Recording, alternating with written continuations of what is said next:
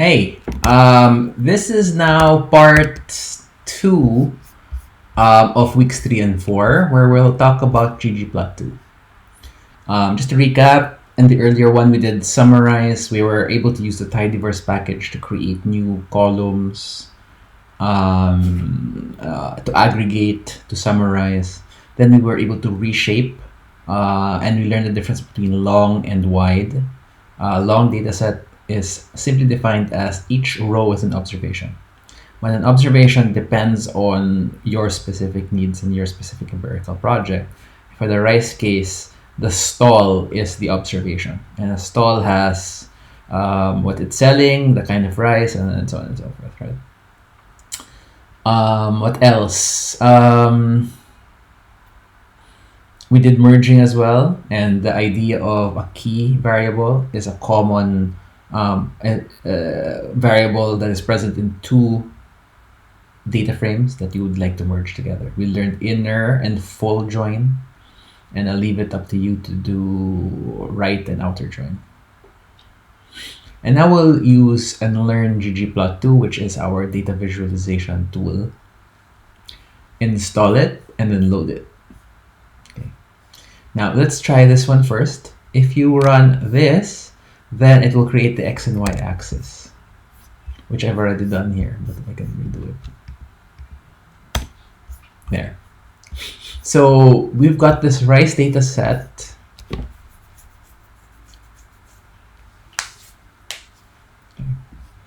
Where you are observing rice at the stall level, different kinds of rice at the stall level.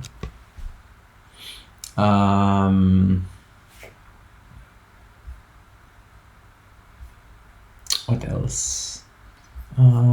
You've got the average, which runs from 30 to 60, and then a date, which runs from early 2017 to 2019. Okay. It knows from the data set that you're feeding it that the range falls within these numbers and that the range and the dates fall between these numbers.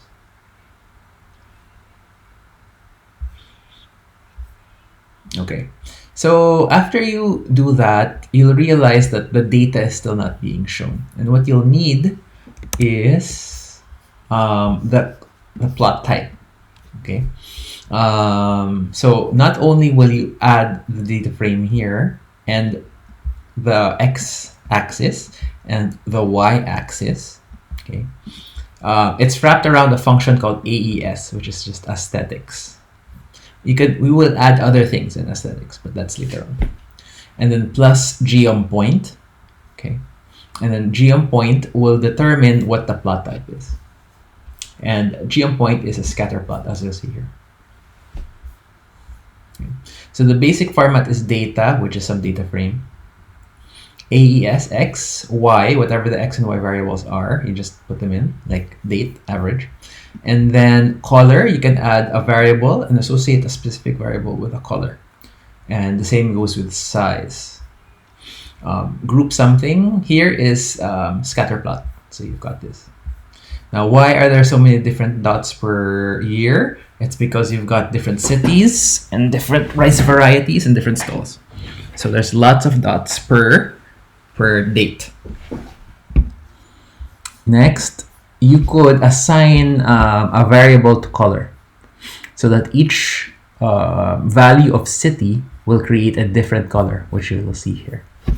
You can run it here in this software on this line 154. And the colors represent cities. So I've said here that you could try to choose variety instead. Okay.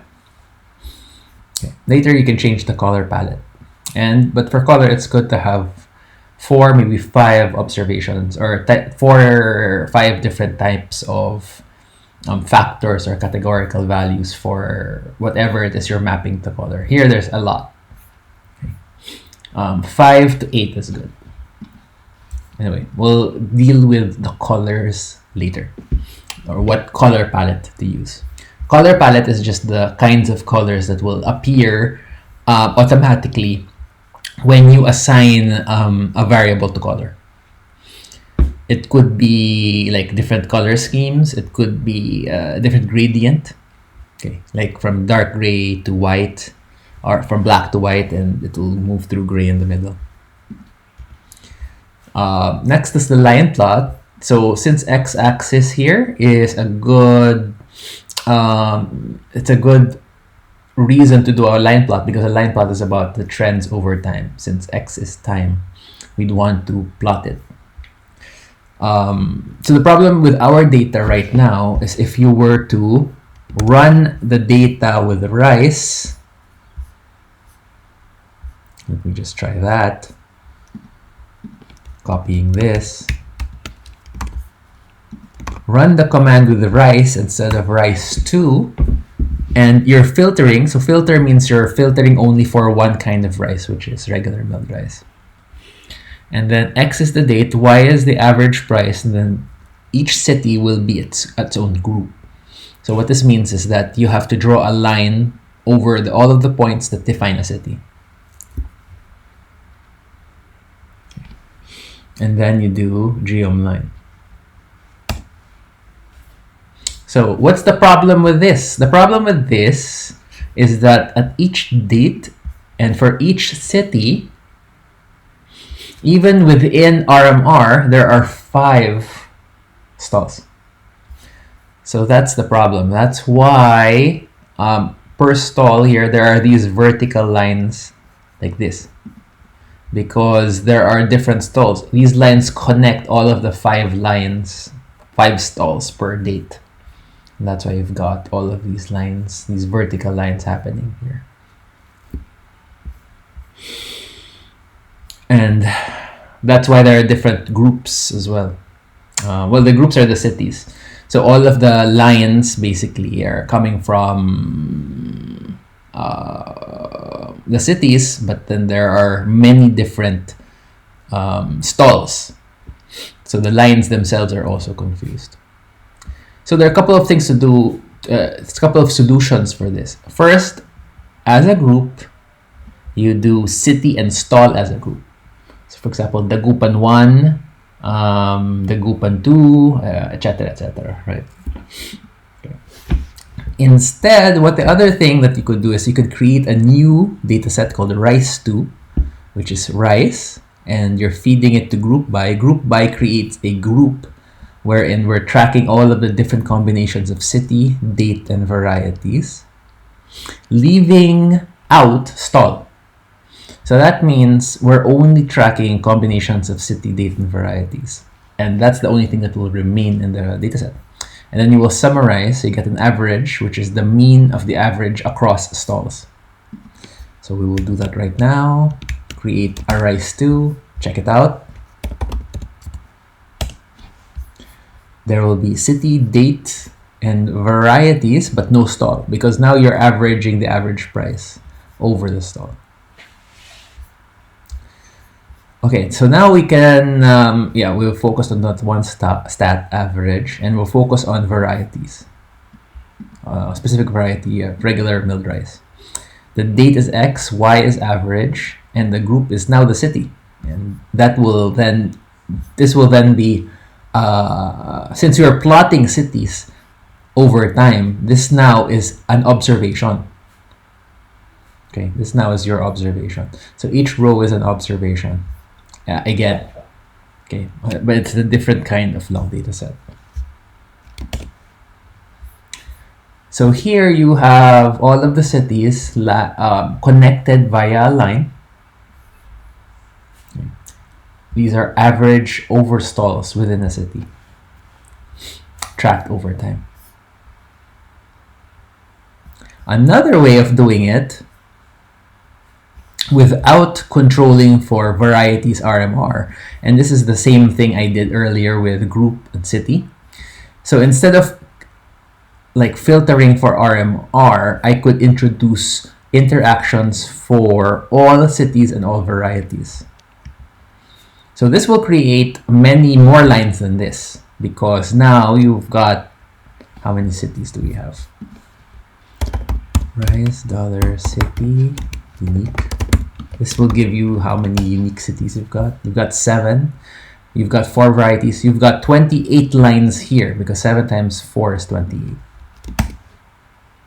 And there it is. These are 28 lines, each line being a combination of city and variety.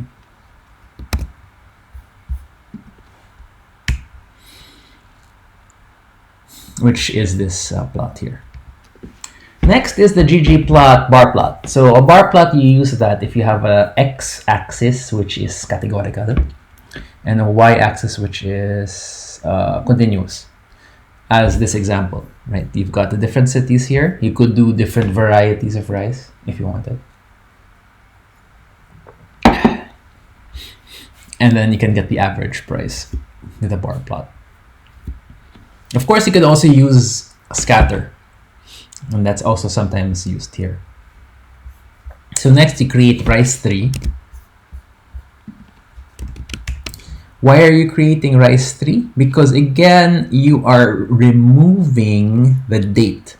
You're getting averages over the date. So now we've got a different kind of long data set. But now the data set, the observations here is what? City and variety combinations. And the average is the average over dates and over stalls. So let's do it for RMR. And this is now the average price for regular milled rice over all of the cities in our data set.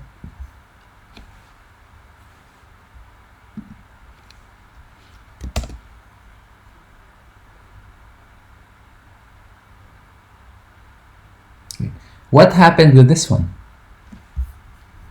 When you remove the filter, what happened here?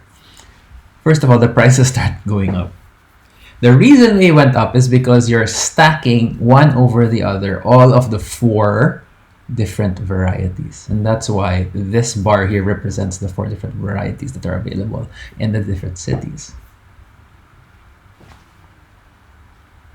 Is there a difference? Some places prices went higher, like Quinta here, because of the higher prices of maybe its higher quality rice. Okay, so we've got rice 3, column, city average. Oh, that's where we are at. And instead, we will input the varieties here as a fill. So it will fill the lines with the colors of the varieties. Okay, which we have here. That's the reason why it's 150, because these bars, the lines, the gaps between the lines represent the price. So this is not the best way to represent this, because prices are not supposed to be added up together like this. So what you'd want to do is put them side by side, which is done with Dodge. So Blumentritt will have these 4 line bar plots, and then so on for the Gupan and farmers and so on and so forth. Okay. And I think we've shown that here. Okay. And there. Next, we will do density plots. So we will plot densities of random variables. So under OLS assumptions, the regression coefficients will be distributed normally, or will be distributed asymptotically. In small values, it will be a t distribution actually, which I said here. Okay. In this class, why is it t? Because the coefficients themselves are normally distributed, but then the standard errors will be chi-squared. So whenever a normal divided by a chi-squared, you get a t distribution. Okay. In this class, we will be simulating the OLS coefficient to show its sampling distribution. But for now, we will generate a random variable from a sampling distribution, or from a probability distribution. We will plot the density function of the standard normal. Now, what's the standard normal? Standard normal is simply a normal distribution with a mean 0 and standard deviation of 1. A t distribution looks similar to the standard normal, but with fatter tails when n is small. and is standard normal as n becomes large. So here is a plot of standard normal, and we will be plotting the standard normal. We recall that the standard normal is symmetric around the mean, which is 0, so let's plot it. So first you create a vector called x. I think it's here, so let's go here. We create a vector of x from 2 by 0.01. So what this is saying is that 0 minus 3, what is that? 0 minus 3 is negative 3. Okay. Why is 0? 0 is the mean. So we are doing 3 standard deviations to the left, right? 1 is the standard deviation of a standard normal. So 3 here means you are looking up to 3 standard deviations away from the mean. And similarly on the right, you're looking at 3 standard deviations to the right of the mean. And you're creating a vector wherein the gaps are 0.01. So then we have x. How many values does x have? 601. So it's a lot. Next, we will construct a data frame with x being x, and then y is the norm, which is the value of the standard normal, given the values of x that we've got here. And the mean is 0, because we've set 0 to be the mean in x, and the standard deviation to be 1, meaning it's just the standard normal. You can erase these because the assumption here is it's the standard normal, but you can change this later on. And then this one is generating the same, but this time with a t distribution, which the function is dt.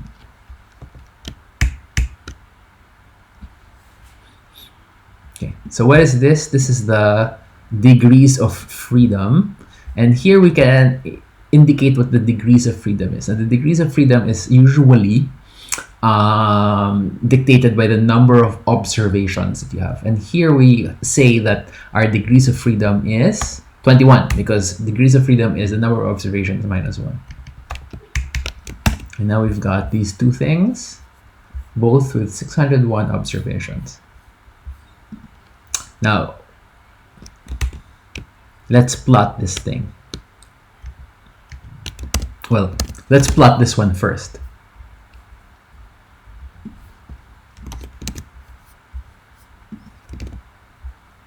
So look at what we've got. We've created this data set. It's got an x in it, and it's got a y in it. And the y happens to be draws from the normal distribution with mean 0 and standard deviation 1. And then you're drawing a line connecting all of those dots. And that's that.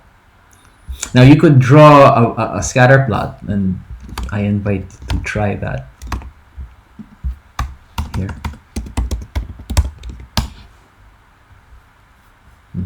Sorry, it's not. What was my mistake?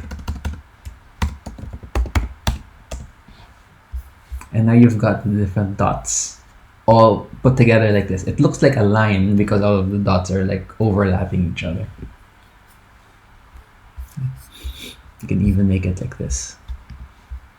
Remember, you can add a variable or a value to size. Then you can decrease the size to that. Even decrease it to 0.1. There you go. Now, so that is the standard normal. Yeah. Let's understand this code. We create the x-axis. We've already talked about this. We created the data frame and then we plotted it. So the plot is symmetric around the mean 0. The SD gives you the standard deviations away from 0. So like we said, this is 3 standard deviations away. At least that's the value of x that we're showing here. Yeah. Okay. This is the value of of z, or x in this case, which is x minus mu, which is 0, divided by the square root of standard deviation, which is 1. The z's can be negative or positive. And the more SDs away from 0 it is, the more unlikely that value is. So what is the value of SD, where anything less than that has the probability of 0.5%, or 5%. So Q norm It will give you the value of z, or the number of standard deviations away,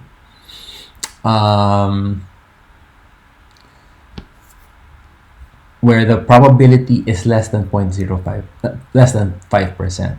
And the answer is negative 1.64, or 1.64 standard deviations away.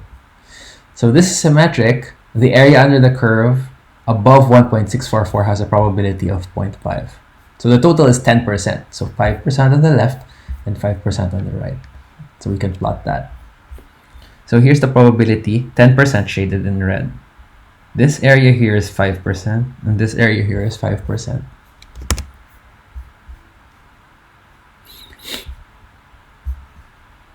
So what is the R code?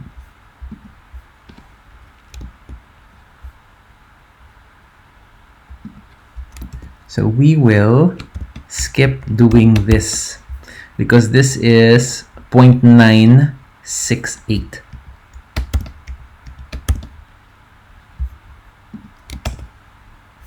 There. So this is 10% shaded in red. We can do it another way. Okay, so this is the probability, the value of standard deviation such that it is the probability under the curve for anything more than that or less than that is 5%. So anything less than 0.165, this area, is 5%, and anything more than 1.65 is 5%. Now, if you wanted to do 2.5 on each side, you could do that. What is the value in standard deviations wherein the area under the curve has a probability of less than 2.5? It's 1.95. So that's why we drew here 1.968 to approximate exactly that. So we will draw it again. So this time, the green area here is basically 2.5% of the data is higher than a standard deviation of 1.98 and less than negative 1.98. Okay. So that means it's exceeding it's rare. Only 5% of the data can be seen in the green areas, and only 10% can be seen in the red areas, which include the green areas, of course. The rest of it here in the center, this represents either 90% or 95% of the data. So most of the data you will observe will be here in the middle. Anything green, and green is the typical number because we're looking at a 5% probability when it comes to hypothesis tests. We'll talk about hypothesis tests later. But the key cutoff value for hypothesis tests is usually 5%. So you're looking at 2.5% on the left and 2.5% on the right. Anything greater than these, right? Anything more negative or more positive is basically highly unlikely to be because it's such a small probability to happen.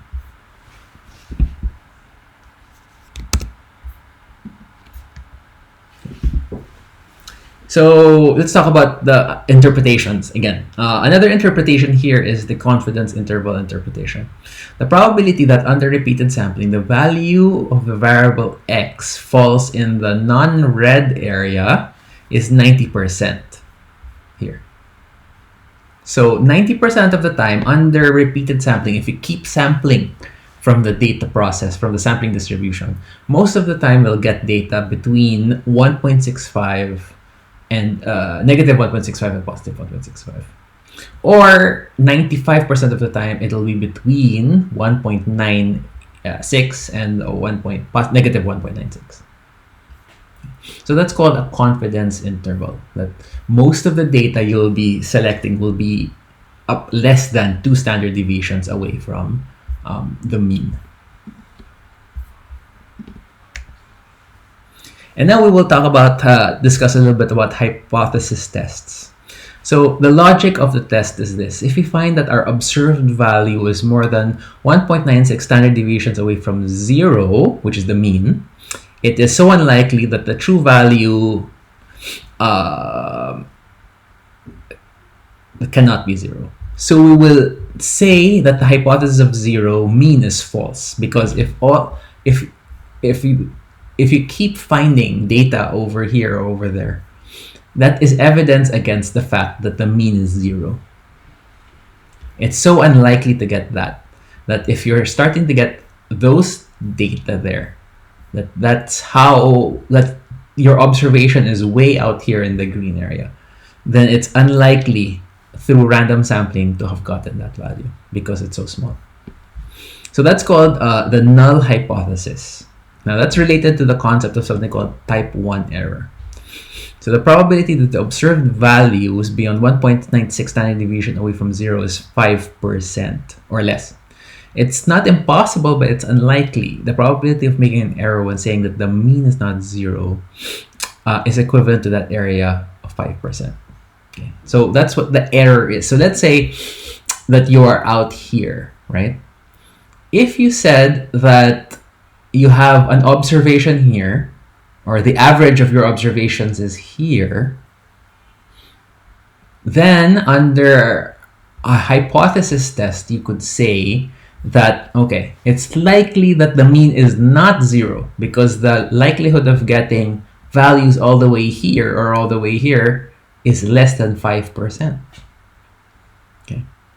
But that's what an error, the type 1 error sort of flips around, right?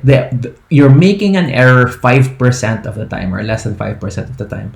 If you say that a value here has a mean that is not 0, because sometimes you admit, sometimes it will be 0 because there are 5% of the time wherein you're likely to see it, wherein you'll probably see it here or probably see it here.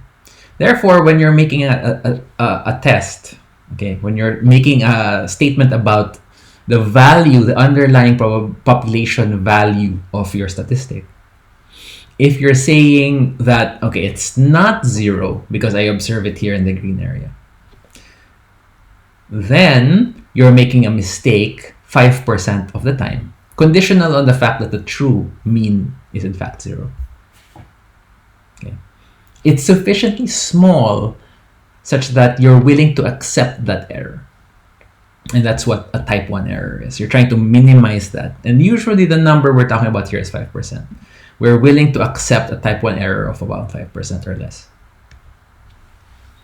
So we will also be doing some hypothesis testing, and these figures are the underlying logic of hypothesis testing.